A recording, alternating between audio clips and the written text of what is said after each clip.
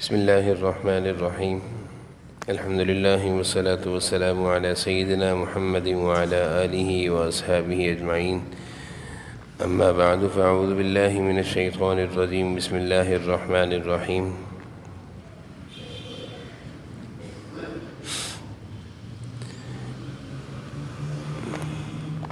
يا أيها الذين آمنوا قوا أنفسكم وأهليكم نارا وقودها الناس والحجارة عليها ملائكة غلاظ شداد لا يعصون الله ما أمرهم ويفعلون ما يؤمرون. وقال تعالى إنما يستوي الذين يعلمون والذين لا يعلمون. وقال تعالى وما أرسلنا من قبلك إلا رجالا نوحي إليهم فاسألوا أهل الذكر إن كنتم لا تعلمون. صدق الله العظيم. اللهم صل على سيدنا ومولانا محمد وعلى آل سيدنا ومولانا محمد وبارك وسلم. میرے قابل احترام بزرگوں، عزیز بھائیوں،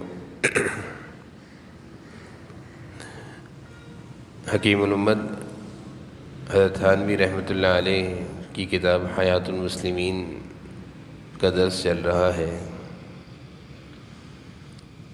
اور اس درس میں علم دین حاصل کرنے کے فضائل بیان ہو رہے ہیں۔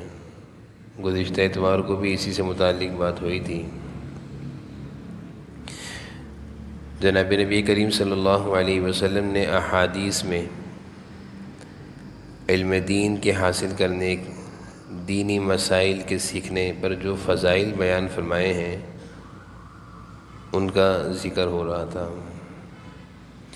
ایک حدیث میں آپ صلی اللہ علیہ وسلم نے ارشاد فرمایا، اگر تم علم کا ایک باب سیکھ لو، یعنی پورا ایک چیپٹر سیکھ لو، ایک عنوان کے تحت جتنے مسائل ہیں وہ سب سیکھ لو، اس پر عمل ہو یا نہ ہو، تمہارے لیے 1000 رکعت نفل پڑھنے سے بہتر ہے۔ یعنی کسی مجلس میں جا کر، کسی دینی مجلس میں جا کر، کسی عالم کے پاس جا کر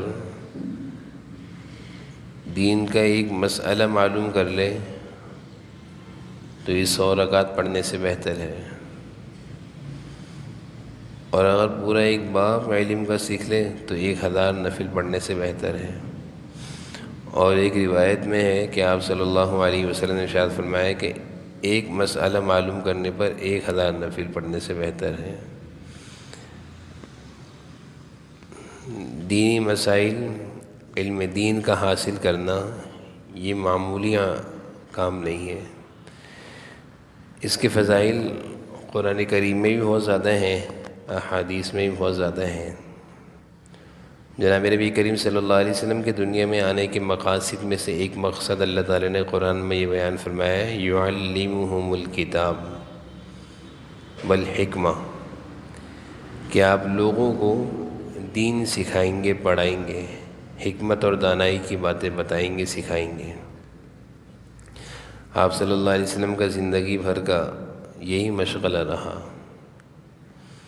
اور پھر آپ کی جو صحابہ تھے جنہوں نے آپ کی صحبت اختیار فرمائی، ان کا بھی یہی مشغلہ رہا۔ وہ اسی دینی کاموں سے، دینی مشغلے سے جڑے رہے، اور حضور صلی اللہ علیہ وسلم کی امت یعنی ہمارے لیے بھی خیر اور بھلائی کا راستہ یہی ہے کہ ہم اپنی ساری دنیاوی مصروفیات کے ساتھ ساتھ علم دین کے حاصل کرنے میں تھوڑا بہت وقت ضرور لگائیں، اور دیکھا جائے ایک مسئلہ سیکھنا، قرآن کریم کی ایک آیت کا ترجمہ سیکھ لینا، ایک حدیث کسی عالم دین سے پڑھ لینا، یہ کوئی زیادہ وقت نہیں لگتا، اس میں بہت تھوڑے سے وقت میں ہم یہ کام کر سکتے ہیں۔ علماء کی مشورے سے ان سے کوئی کتاب پوچھ لی، اس کو مطالعہ کر رہے ہیں، جو چیز سمجھ میں نہیں آ رہی دوبارہ آ کر پوچھ لیا، تو اس سے بھی علم دین حاصل ہو رہا ہے، اور فضیلت کتنی بڑی ہے۔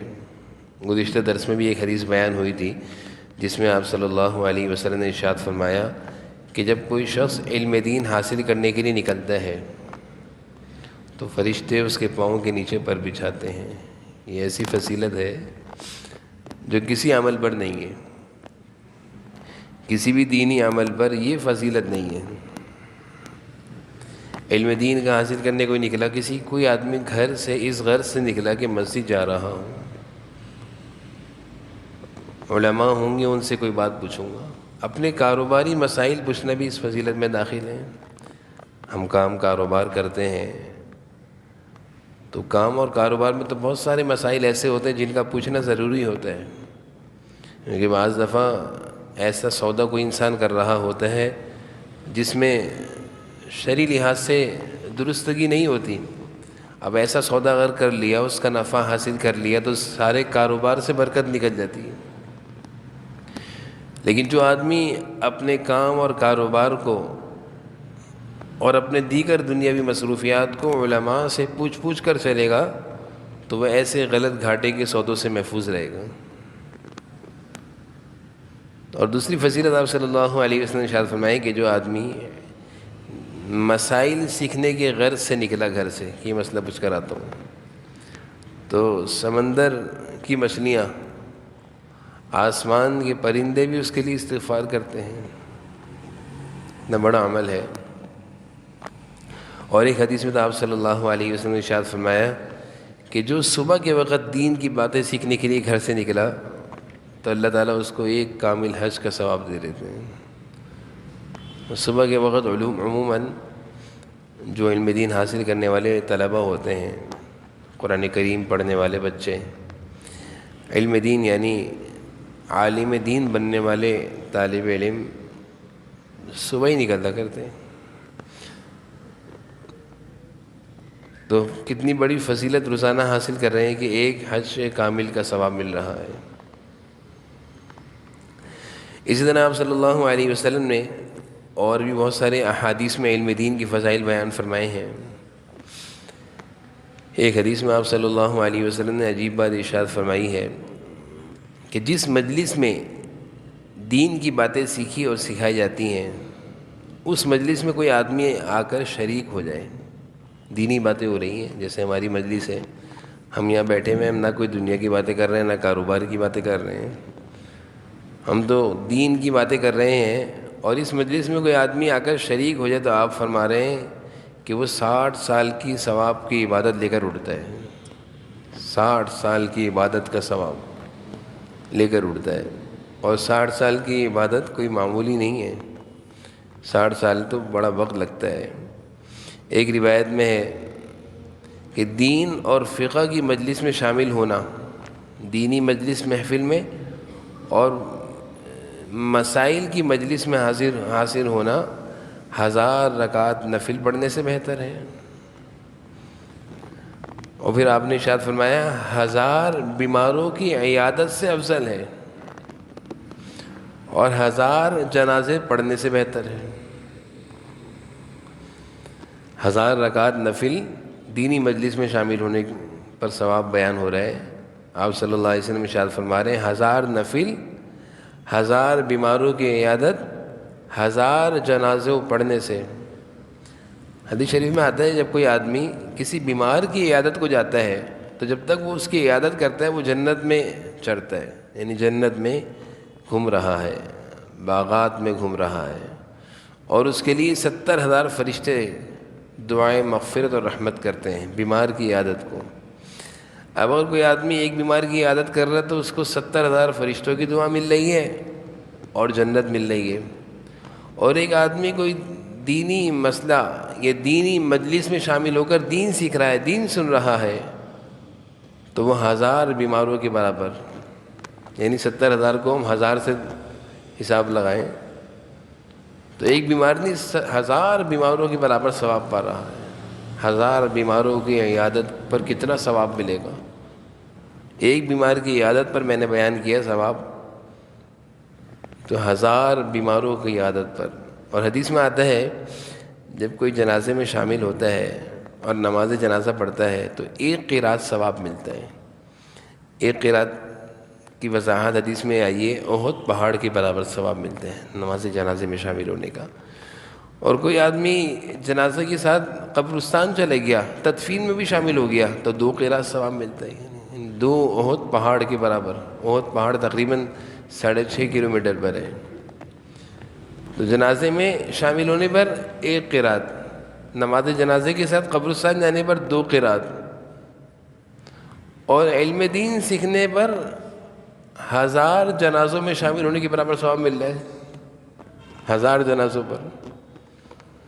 آپ صلی اللہ علیہ وسلم دین کی فضیلت بیان کر رہے ہیں، علم دین حاصل کرنے کا شوق بیان کر رہے ہیں. دیکھیں ہمارے معاشرے میں ہمارے درمیان جاہل وہ کہلاتا ہے جو دنیاوی تعلیم سے محروم رہے.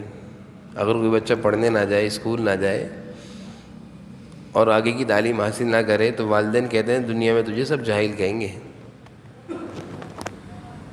اور واقعی معاشرے میں ہر ایک سوال کرتا ہے آپ کیا پڑھتے ہو؟ وہ کہتے ہیں میں نہیں پڑھتا. جاہل ہو تم، لکھنا پڑھنا نہیں جانتے. اور اس سے اگر کوئی کہے ذرا لکھ دو یہاں پہ تو کہ میں لکھنا نہیں آتا تو جاہل ہو تم. تو اس کو تو سب جاہل سمجھتے ہیں. اور اگر کسی سے کہا جائے بھائی سورہ اخلاص سنا دو، پڑھی نہ جائے اس سے تو اس کو کوئی جاہل نہیں کہے گا، اس کو کوئی جاہل نہیں کہے گا. لیکن دیکھا جائے تو اصل جاہل تو وہ ہے جس کو قرآن کریم کی ایک چھوٹی سی صورت یاد نہ ہو. یا کسی سے کہا جائے بھائی ذرا نماز جنازہ کا طریقہ سکھا دو، بتا دو، تو اس کو نہیں آئے تو اس کو کوئی جاہل نہیں کہے گا. تو ہمارے جو ذہنی پیمانے ہیں وہ دنیا کے حساب سے بن چکے ہیں کہ جو دنیا کی لحاظ سے پیچھے رہ گیا وہ تو جاہل بھی ہے، فقیر بھی ہے. مال نہیں ہے تو لوگ اس کو فقیر کہیں گے. لیکن جو دینی لحاظ سے پیچھے رہ گیا اس کو کوئی جاہل نہیں کہے گا. اعمال کے لحاظ سے کوئی کوڑا ہے جس کے پاس نیکیاں نہیں ہیں تو کل کا یہ فقیر ہے. محشر کے میدان میں اس کے پاس کچھ نہیں ہوگا تو یہ فقیر ہے، تو اس کو کوئی فقیر نہیں کہے گا. اور اگر کسی کے پاس مال نہ ہو تو سب اس کو فقیر کہیں گے. اور میں نے ایک بات پہلے عرض کی تھی کہ یہ علم دین جو ہے یہ حضور اکرم صلی اللہ علیہ وسلم کی میراث ہے. حدیث میں آپ صلی اللہ علیہ وسلم نے فرمایا انما ورث العلم، انبیاء علیہ السلام کی میراث جو ہے وہ علم ہے. انبیاء علیہ السلام دولت اور مال چھوڑ کے نہیں جاتے. میں نے گزشتہ اتوار کو یہ بات عرض کی تھی کہ والد کی میراث پر تو ہم لڑتے ہیں، جھگڑتے ہیں، عدالتوں میں جاتے ہیں، کوشش ہوتی ہے زیادہ آ جائے. وہاں والد کی میراث میں مال دکھ رہا ہے، اس کے پیچھے تو ہم بھاگتے ہیں اور اس کی سب کے دل میں قدر بھی ہوتی ہے. کوئی آدمی ایسا نہیں ہوتا وارث کے اپنا حصہ چھوڑ دے، بلکہ ہر وارث کی کوشش یہ ہوتی ہے. وہ رثا جو ہوتے ہیں جب وراثت تقسیم ہو رہی ہوتی ہے تو میراث پر لڑتے ہیں. میں کیوں لڑ رہے ہو؟ مجھے زیادہ حصہ آ جائے، کسی کو محروم کرو مجھے حصہ مل جائے اس کا. بھائی تم حصہ چھوڑ دو اللہ کے لیے، جھگڑے ختم ہو جائیں گے. نہیں، یہ کیسے ممکن ہے؟ تو دنیا کی میراث، والد کی میراث جو کہ مال کی شکل میں ہے، اس کے پیچھے تو ہم لڑتے جھگڑتے ہیں، اس کی قدر بھی کرتے ہیں، اس کے پیچھے بھاگتے ہیں، عدالتوں کے چکر بھی لگاتے ہیں. اور جناب نبی کریم صلی اللہ علیہ وسلم جس چیز کو میراث کہنے کہ میری میراث یہ ہے، اس کی ہمیں کوئی شوق، قدر، رغبت، طلب کچھ بھی نہیں ہے. فری میں مل رہی ہے. دنیا کی تعلیم حاصل کرنے کے لیے پیسہ لگانا پڑتا ہے. علم دین حاصل کرنے کے لیے کسی بھی عالم دین کے پاس جا کر بیٹھ جائیں اخلاص کے ساتھ تو آپ کو فری میں مسائل سکھائے گا، پیسے بھی نہیں لے گا. مال محنت سے ملتا ہے، لڑ جھگڑ کر ملتا ہے. اور حضور صلی اللہ علیہ وسلم کی میراث تو فری میں مل رہی ہے. نہ لڑنا ہے، نہ جھگڑنا ہے. اخلاص کے ساتھ آ کر اللہ کے لیے بیٹھ جاؤ. جتنے مسئلے سیکھنے ہیں، ایک مسئلہ سیکھو، 1000 نفل لے لو. یہ نہیں لیتے ہم. تو وجہ اس کی صرف یہی ہے کہ دنیا کے لحاظ سے ہمارے ذہن بن چکے ہیں. دنیا کا جاہل ہمارے نزدیک جاہل ہے، قرآن کریم سے ناواقف، احادیث مبارکہ سے ناواقف، وہ ہمارے نزدیک جاہل نہیں ہے.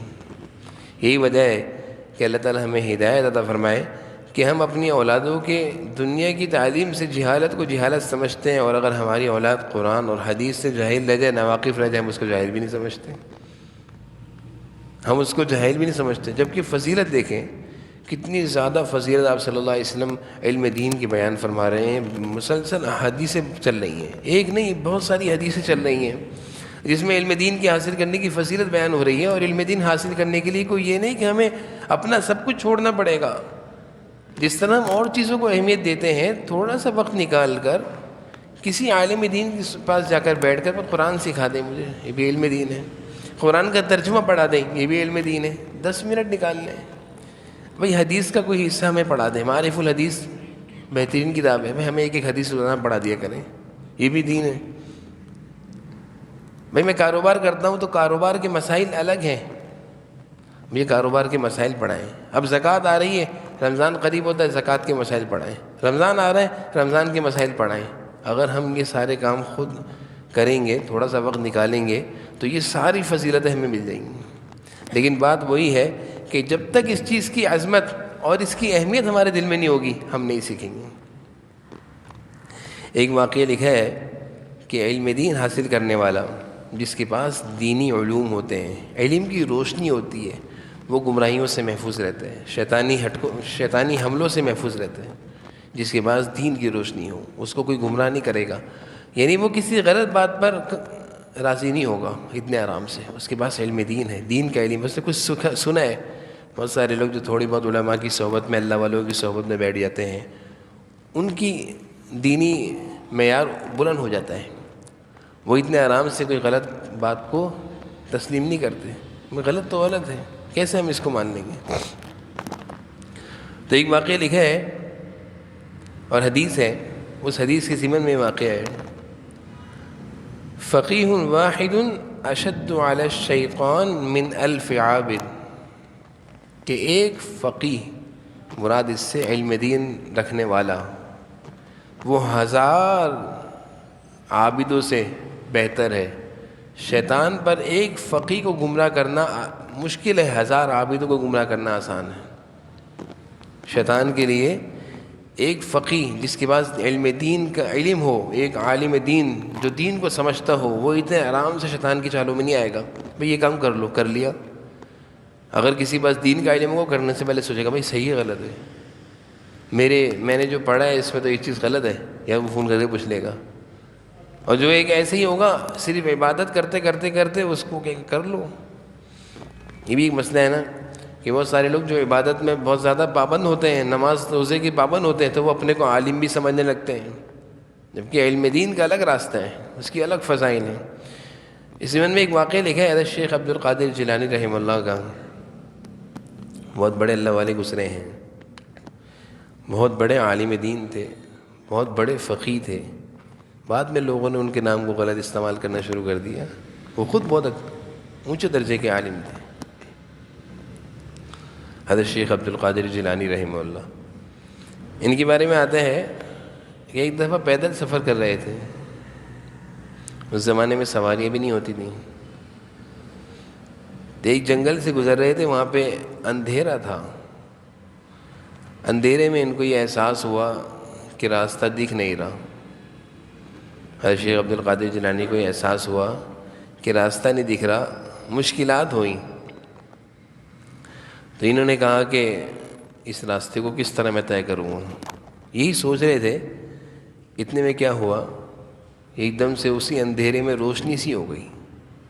روشنی سی ہو گئی. یہ حیران، یہ روشنی کہاں سے آ گئی. اس روشنی سے یہ سوچ ہی رہے تھے، حیران تھے کہ اس اندھیرے میں روشنی کہاں سے آ گئی. تو جنگل ہے، یہاں کیسے روشنی آ گئی. تو ایک روشنی میں سے آواز آئی کہ عبد القادر، میں تمہارا خدا ہوں، میں تمہارا خدا بول رہا ہوں، اور یہ روشنی میں نے کی ہے.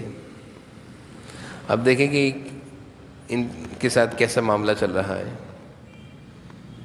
اور اس روشنی سے آواز آئی کہ یہ روشنی میری طرف سے ہے، تم نے میری عبادت بہت کری ہے، بہت کر لی، اور میں تمہاری عبادت سے خوش ہو گیا ہوں، لہٰذا اب مزید عبادت کرنے کی ضرورت نہیں ہے، بڑھاپے آرام کرو. بہت ساری عبادت تم نے کر لی ہے اور میں تمہاری عبادت سے خوش ہو گیا ہوں، اب مزید عبادت کرنے کی ضرورت نہیں ہے، اب میں تم سے باقی عبادت معاف کرتا ہوں.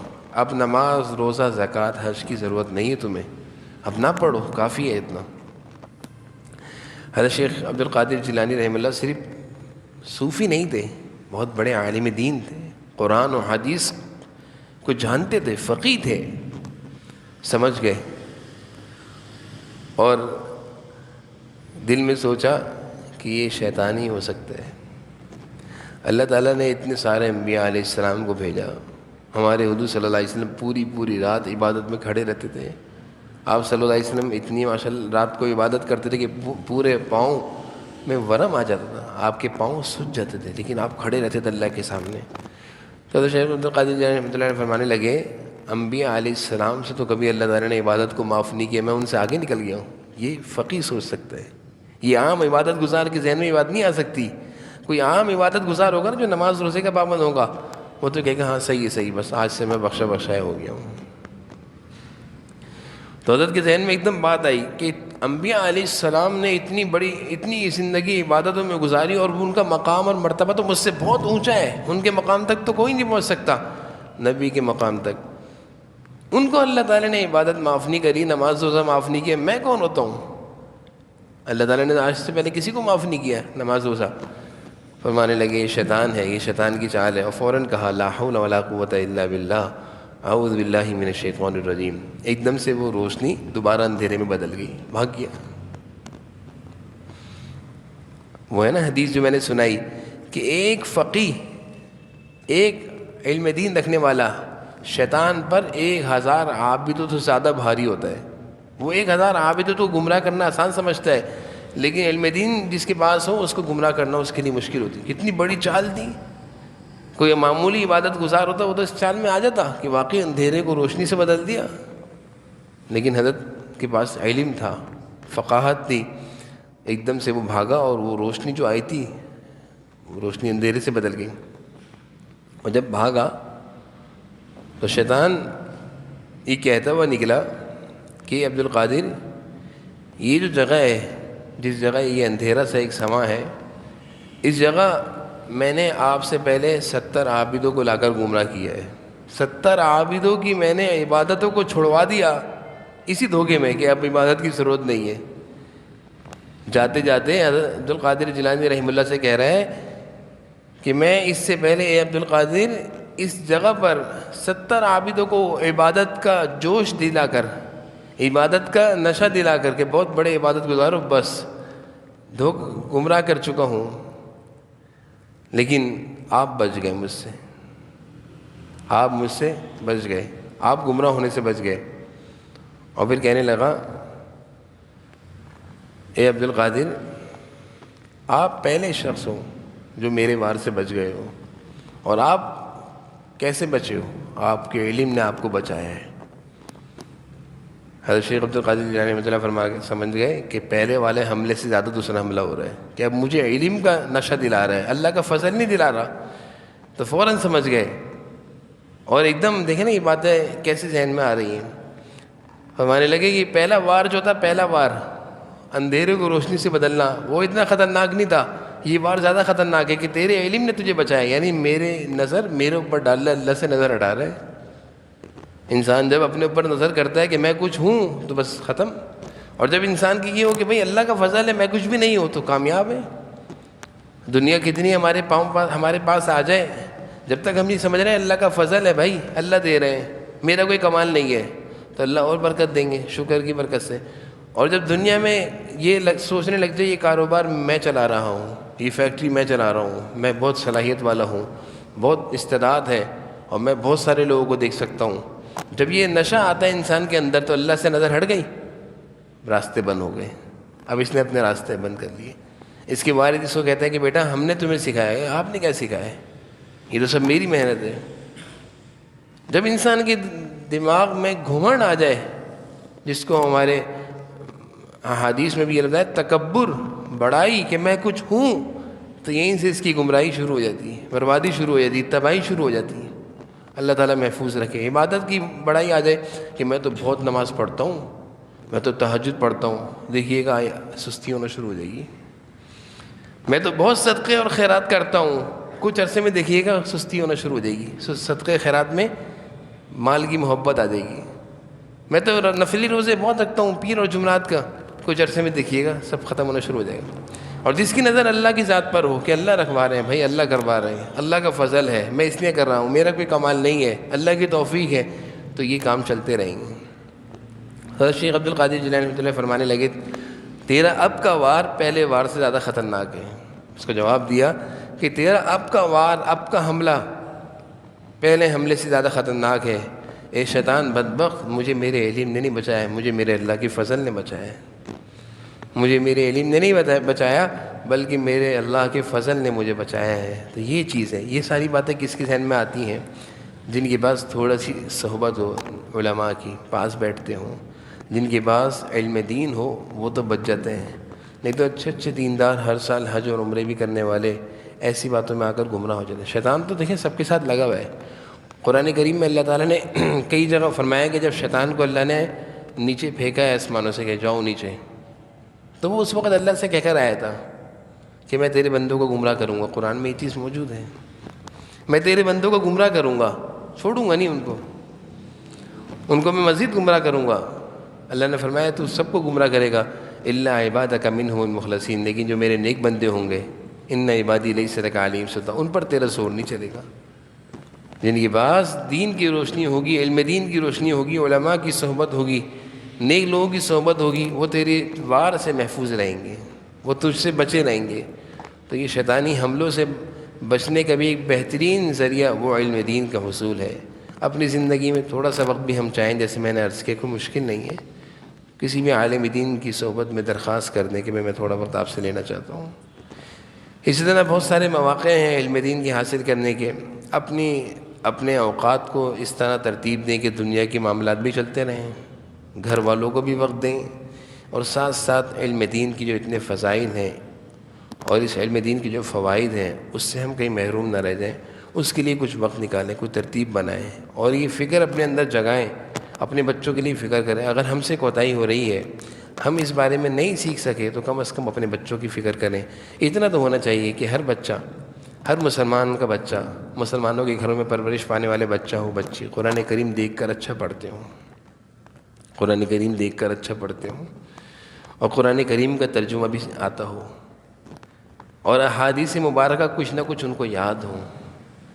اور اس کے ساتھ ساتھ مسائل کا علم، جائز ناجائز کا علم، حلال و حرام کا علم، کچھ نہ کچھ مسئلے ان کو آتے ہوں، چھوٹے چھوٹے مسئلے، چھوٹی چھوٹی دعائیں، چھوٹی چھوٹی حدیثیں، چھوٹی چھوٹی صورتیں، یہ بچوں کو یاد ہونی چاہیے.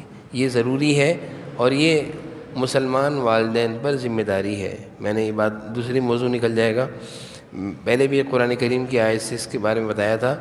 کل کو یہ بچے جو دین سے دور رہے اور یہ جہنم میں اگر چلے گئے تو اللہ تعالیٰ سے کہیں گے کہ اللہ ہمارے بڑوں کو بھی جہنم میں بلائیے. اگر باپ اپنی عبادت کی وجہ سے جنت چلا گیا، بچہ گمراہ ہو کر جہنم میں گیا، تو قرآن کریم سے معلوم چلتا ہے کہ بچہ کہے گا اللہ ہمارے باپوں کو بھی بلائیے جہنم میں. انہوں نے ہمیں دین نہیں سکھایا. وقالوا ربنا انا اطعنا سادتنا وکبراءنا فاضلونا السبیل، انہوں نے ہمیں گمراہ کیا ہے. اگر یہ ہمیں قرآن سکھاتے، حدیث سکھاتے تو ہم گمراہ نہ ہوتے، جہنم میں نہیں آتے.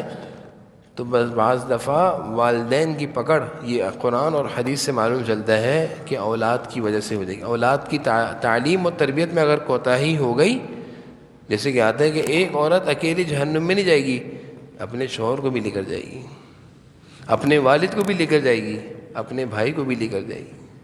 بھائی سے کہے گی میں تیری بہن تھی نا، تو نے مجھے کیوں نہیں سمجھایا، پیار سے سمجھاتا، مجھے دینی مجلس میں علماء کی صحبت میں لے جاتا. بیوی کہے گی میں تیری بیوی تھی، تو خود تو مسجد جاتا تھا، مجھے تو کبھی کسی دین کی باتیں تو نے نہیں بتائیں، بس یہ کھانا اچھا چاہیے تھا، کپڑے اچھے چاہیے تھے. بیٹی کہے گی باپ سے کہ میں تو آپ کی سرپرستی میں، تربیت میں، پرورش میں تھی، آپ جو کہتے میں کرتی، آپ بڑے تھے میرے، لیکن آپ نے تو مجھے کبھی اس طرف فکر ہی نہیں دلائی. تو اس لیے علماء فرماتے ہیں کہ ایک عورت، حدیث میں آتا ہے نا عورتیں زیادہ جہنم میں جاتے ہوئے دکھ رہی ہیں، آپ صلی اللہ علیہ وسلم نے فرمایا کہ میں نے دیکھا کہ عورتیں جہنم میں جا رہی ہیں. تو اس کی بہت ساری وجوہات ہیں.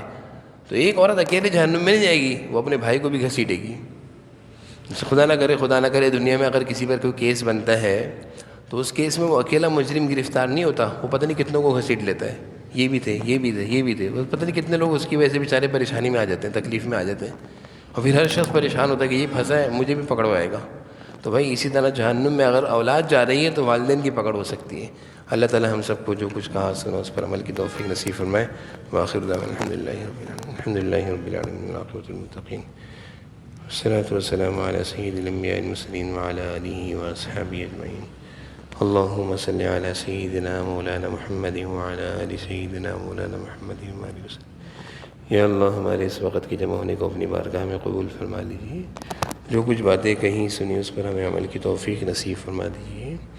اللہ علم دین کے حاصل کرنے کا ہم سب کو شوق نصیب فرما، توفیق نصیب فرما۔ اللہ علم دین کے حاصل کرنے کا ذوق نصیب فرما، یا اللہ ذوق نصیب فرما۔ یا اللہ ہم سب کو، ہماری اولادوں کو یا اللہ اپنے دین کے سیکھنے کے لیے قبول فرما لیجیے۔ یا اللہ نفس و شیطان کے حملوں سے ہماری حفاظت فرما، دنیا آخرت کی بھلائیاں خیر نصیب فرما، ناکامیوں اور رسوائیوں سے ہماری حفاظت فرما، دین کے مطابق، شریعت کے مطابق، سنتوں کے مطابق زندگی گزارنے کی توفیق نصیب فرما۔ ہر طرح کے فتنوں سے یا اللہ ہم سب کی حفاظت فرما، ہر طرح کی گمراہیوں سے، رسوائیوں سے ہم سب کی حفاظت فرما، عافیت والی زندگی، خیر والی زندگی نصیب فرما۔ جو بیمار ہیں یا اللہ سب بیماروں کو شفا کامل نصیب فرما، پریشان حالوں کی ساری پریشانیوں کو دور فرما، زندگی میں چین و سکون و اطمینان نصیب فرما، زندگی سے بے چینی اور بے سکونیوں کو ختم فرما دیجیے، چین و سکون عطا فرما دیجیے۔ ربنا آتنا فی الدنیا حسنۃ وفی الآخرۃ حسنۃ وقنا عذاب النار۔ صلی اللہ تعالی النبی الکریم وعلی آلہ وصحبہ۔